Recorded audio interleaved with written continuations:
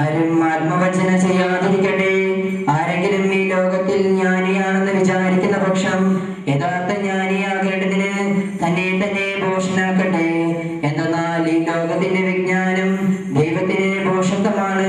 അവൻ ബുദ്ധിശാലികളെ അവരുടെ തന്ത്രങ്ങളിൽ തന്നെ കൊടുക്കുന്നു എന്നും ബുദ്ധിശാലികളുടെ ആലോചനകൾ വ്യക്തങ്ങളാണെന്നും കർത്താവ് അറിയുന്നു എന്ന് എഴുതപ്പെട്ടിരിക്കുന്നു. അതിനാൽ മനുഷ്യരുടെ പേരിൽ നിങ്ങൾ അഭിമാനിക്കേണ്ട. എല്ലാം നിങ്ങളുടെ സ്വന്തമാണ്.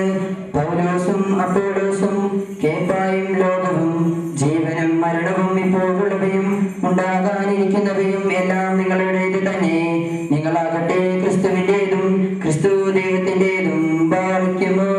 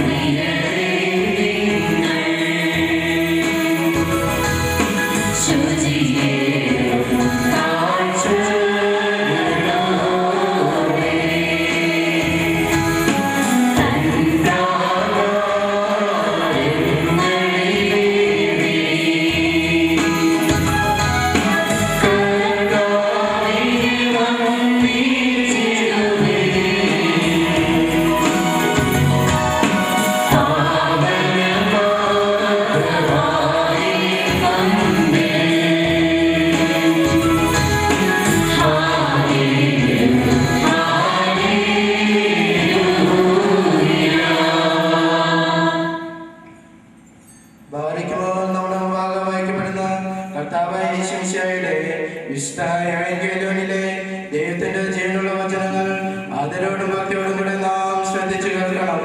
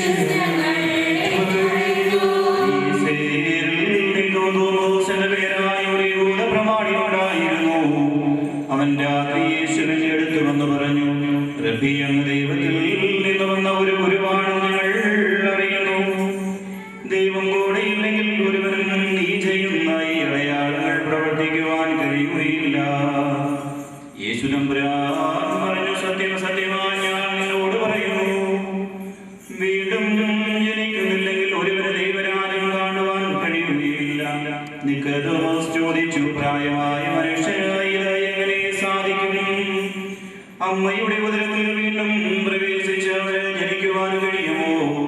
യേശു തമ്പുരാൻ പറഞ്ഞു, സത്യം സത്യമായി ഞാൻ നിന്നോട് പറയുന്നു, ജലത്താലും ആത്മാവിനാലും ജനിക്കുന്നില്ലെങ്കിൽ ഒരുവനും ദൈവരാജ്യത്തിൽ പ്രവേശിക്കുക സാധ്യമല്ല. മാംസത്തിൽ നിന്ന് ജനിക്കുന്നത് മാംസമാണ്, ആത്മാവിൽ നിന്ന് ജനിക്കുന്നത് ആത്മാവും. നിങ്ങൾ വീണ്ടും ജനിക്കണമെന്ന് ഞാൻ പറഞ്ഞതുകൊണ്ട് നിങ്ങൾ വിസ്മയിക്കേണ്ട. കാറ്റിന് ഇഷ്ടമുള്ളത്തേക്ക് വീശുന്നു, അതിന്റെ ശബ്ദം നീ കേൾക്കുന്നു, എന്നാൽ അത് എവിടെ നിന്ന് വരുന്നുവെന്നോ എവിടേക്ക് പോകുന്നുവെന്നോ നീ അറിയുന്നില്ല. ഇതുപോലെയാണ് ആത്മാവിൽ നിന്ന് ജനിക്കുന്ന ഏവനും. ഇതെല്ലാം എങ്ങനെ സംഭവിക്കുമെന്ന് നിക്കോദോമോസ് ചോദിച്ചു. യേശു പറഞ്ഞു, നീ ഇസ്രായേലിലെ ഗുരുവല്ലേ, എന്നിട്ട് ഇക്കാര്യമൊന്നും മനസ്സിലാകുന്നില്ലേ? സത്യം സത്യമായി ഞാൻ നിന്നോട് പറയുന്നു, ഞങ്ങൾ അറിയുന്നവയെ പറ്റി സംസാരിക്കുന്നു, കണ്ടവയെ പറ്റി സാക്ഷ്യപ്പെടുത്തുന്നു. സാക്ഷ്യം നിങ്ങൾ സ്വീകരിക്കുന്നില്ല. ഭൗമിക കാര്യങ്ങളെ പറ്റി ഞാൻ പറഞ്ഞത് നിങ്ങൾ വിശ്വസിക്കുന്നില്ലെങ്കിൽ സ്വർഗീയ കാര്യങ്ങൾ പറഞ്ഞാൽ എങ്ങനെ വിശ്വസിക്കും? സ്വർഗത്തിൽ നിന്നിറങ്ങി വന്ന മനുഷ്യപുത്രനല്ലാതെ മറ്റാരും ഇതുവരെ സ്വർഗത്തിൽ കയറിയിട്ടില്ല. മോശ മരുഭൂമിയിൽ സർപ്പത്തെ ഉയർത്തിയതുപോലെ തന്നെ വിശ്വസിക്കുന്നവന് നിത്യജീവൻ ഉണ്ടാകേണ്ടതിന് മനുഷ്യപുത്രൻ ഉയർത്തപ്പെടേണ്ടിയിരിക്കുന്നു എന്ന് അരുൾ ചെയ്തു. നിങ്ങൾക്കെല്ലാവർക്കും ശാന്തി ഭവിക്കട്ടെ.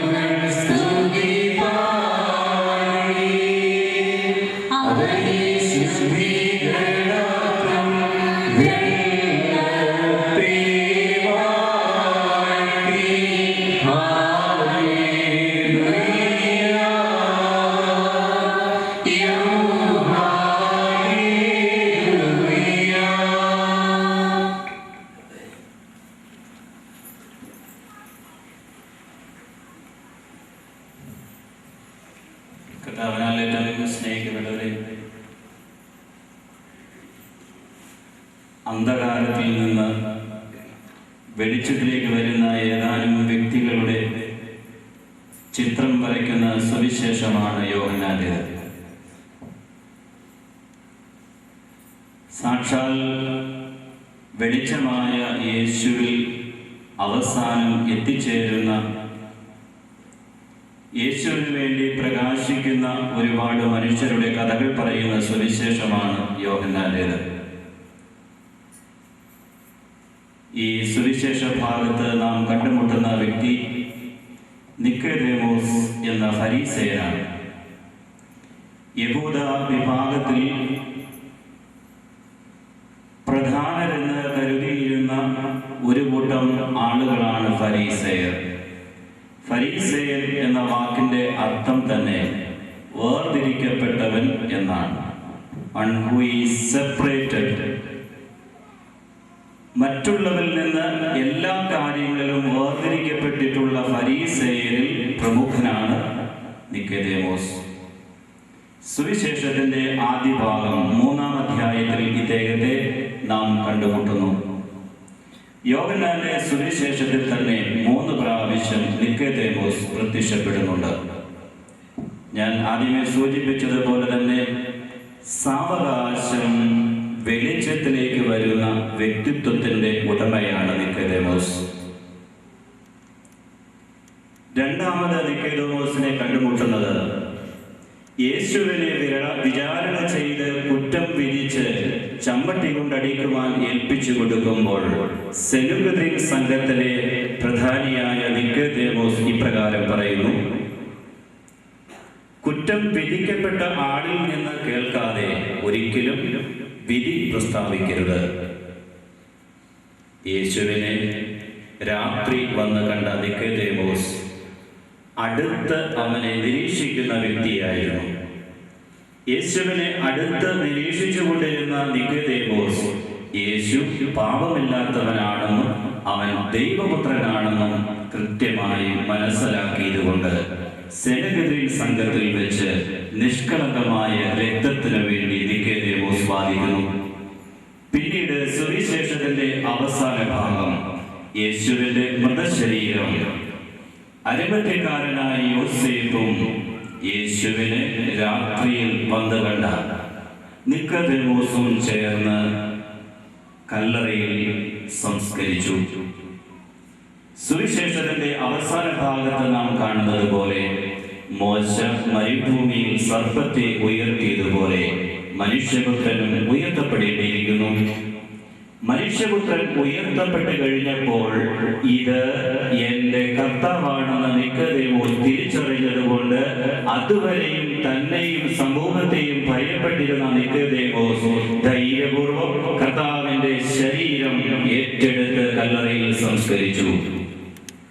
വിശ്വാസ ജീവിതത്തിന്റെ പടിപടിയായ ഉയർച്ചയാണ് നിക്കോദേമോസ് എന്ന ഈ വ്യക്തിയിലൂടെ യേശു തമ്പുരാൻ വരച്ചിടുന്നത്. രാത്രിയിൽ യേശുവിന്റെ അടുത്തുനിന്ന് ഉപദേശം തേടുന്ന നിക്കോദേമോസിനോട്